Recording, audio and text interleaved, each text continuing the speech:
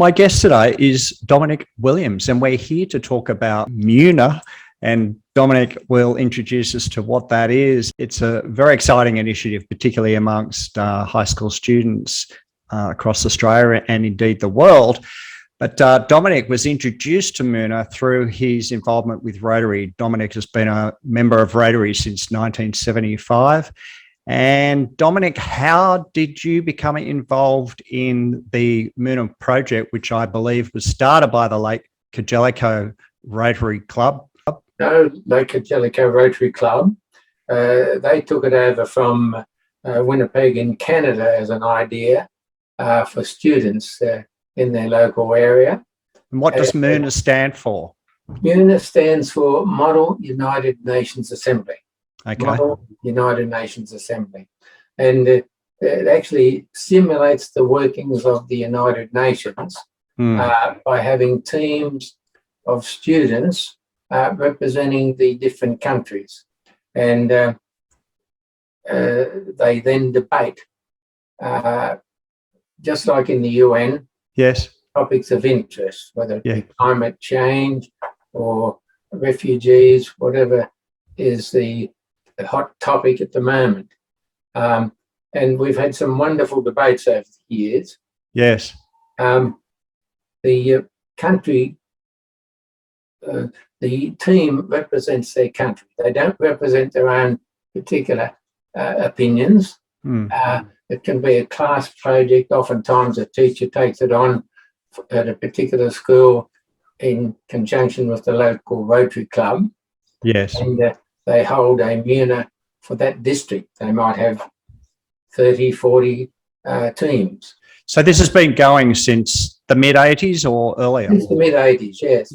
Yeah. It really took off in 1988 in the bicentennial year when Forbes Rotary got the bright idea of sending MUNA out to all of the 430 districts of Rotary worldwide. Yes. That's what we did. Fortunately, we got about $2,000 worth of postage free from the local post office. Yes. And we printed these booklets, which our district governor endorsed, and out it went. And we were overwhelmed by the response. In Australia at the time, there were 23 districts. I think almost every one of them took up MUNA. And how many Rotary clubs would be in a district, just for someone like me who's very new to the whole Rotary thing?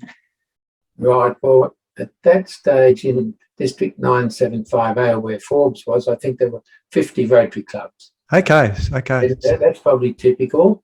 Now there have been amalgamations and that sort of thing, and I've lost track of it myself. Yeah.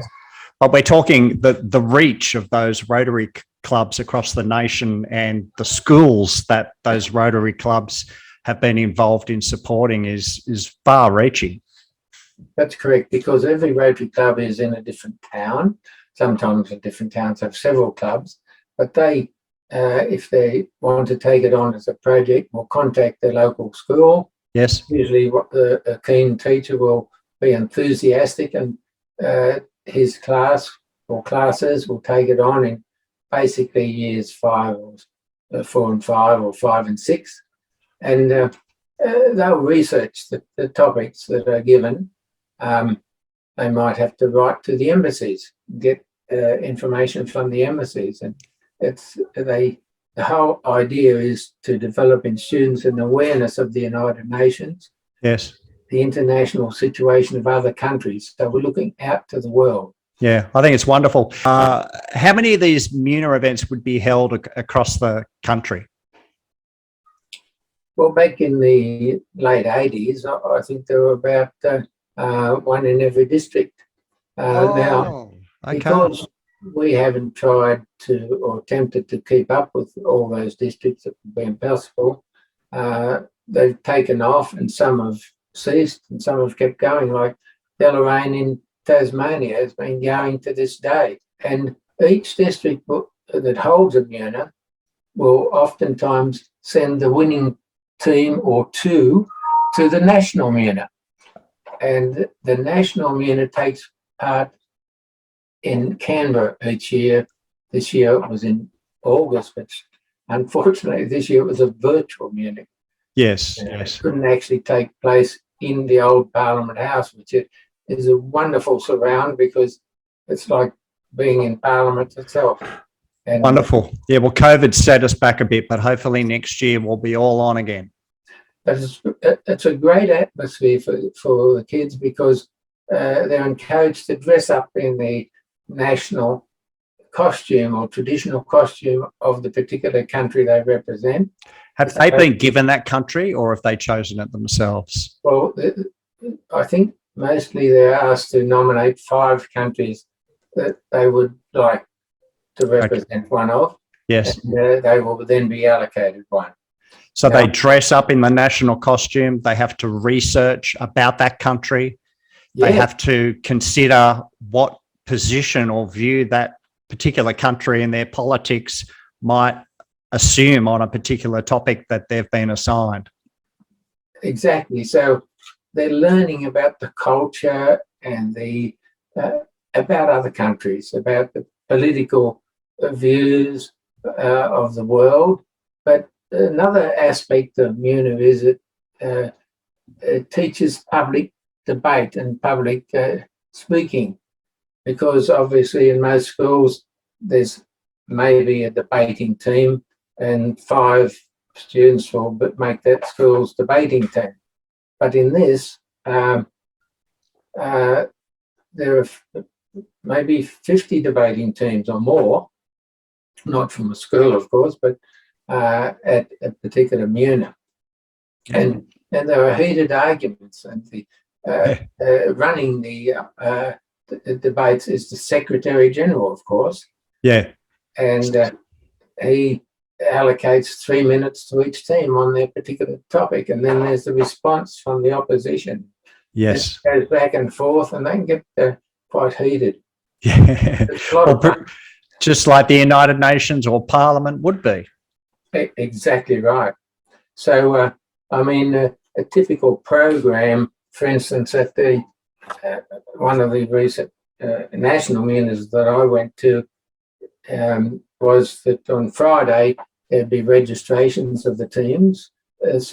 Mostly it's run, of course, by Canberra Rotary Club, because that's where it's located, and that's obviously easy for them. Well, it's not easy, it's a lot of work, but they do it, and that's wonderful that they do. Yes. But they allow other districts to send a team each. So you might have 50 or 60 teams. That's about optimum, I think, to get through. Mm. And they'll assemble on a Friday night, perhaps, and then have dinner maybe at the universities, ANU. Maybe a speaker from one of the embassies will address them as part of dinner. Yes. And, there's a lot of social interaction, of course, between these young students, men and boys and girls, that looking to meet other friends, make new friends. So Saturday morning it starts in earnest. There's the official opening, and after that there's a welcome by the Rotary Club of Canberra Sunrise, and they begin block sessions of debates. Yes. So, and at United Nations assemblies, presumably there's a lot of talk in the corridor and people are stitching up alliances and forming voting blocks. Does that kind of thing happen at Muna? Exactly, yes. There are often blocks, like at this national Muna. The topics were climate change, a very hot topic these days, refugees, and the blocks would be in different countries with the delegates from different countries. You know, there might be, I was just looking to see if I can spot what they had down there. It'd be quite an effort if a team was assigned to be the United States. Their position shifted quite markedly over the last 12 months. Well, exactly right, because depending on who the president was. Trump was a bit different from Obama, for instance, or from Biden. That's right. Much more open to the world. Even our very own government is in the process of changing its position on climate change, which is quite a revolution. I'm not sure what the Labor government is going to do with their needed point of difference, but it's not a static thing, these foreign policies. And that's why it's so interesting to have the MUNA, because these debates progress, and basically they're up to date. I mean, back in 1993, the big issue was the September Accords. Did Jimmy Carter, was Oslo going to get together Israel and Palestine? So what we did at MUNA in 1993, we took up a petition among all the students there, and there were actually 153 students, so it's quite an impressive petition. And we sent that to Yasser Arafat, and we sent that to Yitzhak Rabin. It was the Israeli Prime Minister. Yes. And telling them that we thought they should sign the Oslo Accords, which they did. I don't think we can take credit for that. Oh, I think you can. It was fun and quite interesting that we got a letter back from both of them. Yes. I think this is fantastic. And presumably the whole thing leads to a head with a grand vote on certain things. And is there a winner at the national MUNA, or everyone's a winner? Oh, well, yes, there is a winner. In the district MUNAs, there's always a winner, or maybe two, that will qualify to go to the national MUNA. And at the national MUNA, yes, there is a winner. A country usually is nominated as a winner, or there might be a couple. So that makes it more challenging. And they, as you say, they have blocks. You know, there'll be the Western Bloc, there might be the Communist Bloc, the Eastern Bloc, or they support each other in a particular resolution, of course. One will move it, one will second it, then there'll be speakers for and against, and their time will be limited. And as you can imagine, they get quite heated. Yeah. They're representing that particular country and the views of that particular country. Sounds wonderful. I would have loved this if they had had this when I was at school. Well, I tell you what, for me and for many visiting Rotary people who, or parents, teachers go along to listen, it's fascinating. You learn so much because the students have done their stuff. They know what they're talking about. Yeah. And they present their arguments, and both sides are put. So the public are welcome to attend the MUNA events and to hear the arguments for and against. Yes. Okay, fabulous. The national MUNA is held in the old Parliament House, which is a beautiful venue. There's seating, and the chair up there, just like a speaker in Parliament. Yes. So the kids are learning public speaking skills. They're obviously learning about international politics. They're learning about diplomacy. They're having a wonderful social time. They're meeting students from other schools, building a lot of self-confidence. And I imagine some of these students would go on to develop those skills and perhaps even forge a career. Well, they do. It might be careers, whether it be in law or politics or even in the UN. We haven't followed them up, but in 1995, interestingly, Australia were invited to organise MUNA at the 50th anniversary of the UN founding, because it was founded in 1945, 50 years before, in San Francisco. So we were invited to send a team over and to organise MUNA at this rather flash 5-star hotel in San Francisco. And all the cars going around for this world meeting of the UN. Yeah. Most of them took about a whole block in length with the black limos with politicians. And the actual event was wonderful because grace was said by Archbishop Tutu. Every country of the world in the United Nations had a representative. If it wasn't the leader, it was someone fairly high up. I think one of the princesses from England, Madeleine Fulbright was there. President Clinton was there. Yeah. And when he came in, it was sort of like something out of Henry VIII, because there were all these fanfare of trumpets with flags dangling from them to welcome the chief, you know. Yeah. And he spoke. So we heard all these world leaders.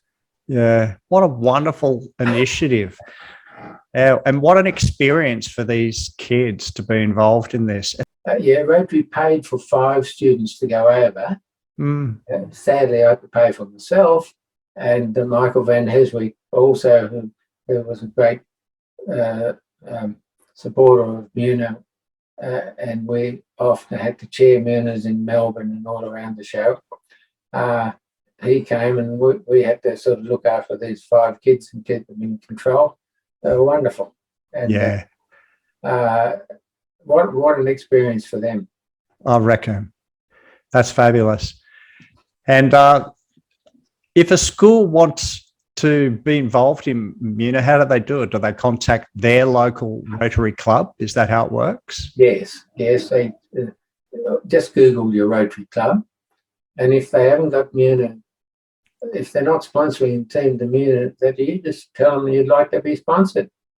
Back when we started in Forbes to send a team, it's about $50 we paid for they put up, the accommodation was provided by the local club members, and everything was free for them, and they were taken there by their teacher or some Rotarian. Yes. To a town in the district. National Muna, similar. The Rotary Club that sends a team pays for them. These days might be a few hundred, but the Rotary clubs love to do that. And then they get these students back to tell them what it was like. Absolutely. So they come back to the town and they're guests at the next Rotary meeting, and they share about their experiences. Yeah. So I urge anyone, any student or any teacher to get in contact with their local Rotary club and tell them that you want to be sponsored to Muna, and find out, is there a district Muna? There usually will be, and you can be part of it. Fabulous. And have you got any idea of the size of the teams that come from each school? Right. The team from each school is usually either 2 or 3. Okay. Yeah. Because they have to speak to their particular country. They have to represent their country. They might be dressed up as some Arab. Yeah.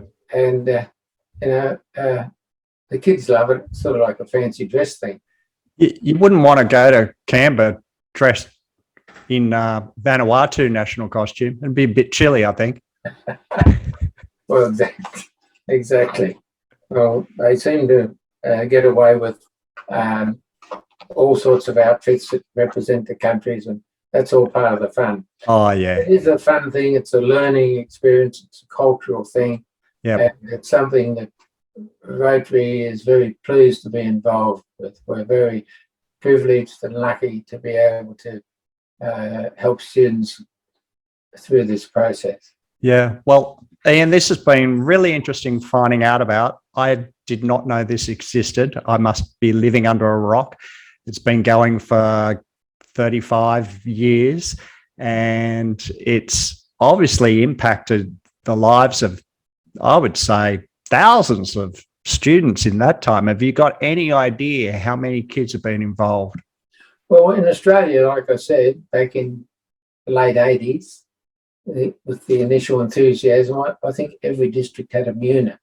Now, I know for a fact that many of the districts still have carried on ever since, right? Like I mentioned, one example, Tasmania. But New Zealand, every district in New Zealand, and there was 3 or 5, they all had a district MUNA, and it was great. And now, not stopping there, as I said, we sent this booklet out to 430 districts. We did it 3 years running, and India took up MUNA in many districts. Hong Kong took it on. There was even a MUNA in Papua New Guinea, on Manus Island, can you believe? And the debates were in pidgin English. Certainly it was taken up in England. It was taken up in America, and of course Canada already had it, but so they went on with. So those are some of the countries I can think of off the top of my head. Yeah. But there was one in Russia as well. So I don't know what happened to that. Well, this is a great concept. Started way back in the 80s, and it has spread around the world and around our country, and schools have been partnering with their local Rotary clubs and sending teams and going to these district MUNAs, and the winner of these districts go to Canberra and have this great MUNA event at Parliament House, link up with other students and learn about countries and get schooled up on international politics. I think it's a fantastic thing, and I thank you, Dominic, for spending some time with us today to talk about it. My pleasure. Rotary's been the richer for it because many of these students go on to join Rotary. Of course, yeah. Thank you, Ian.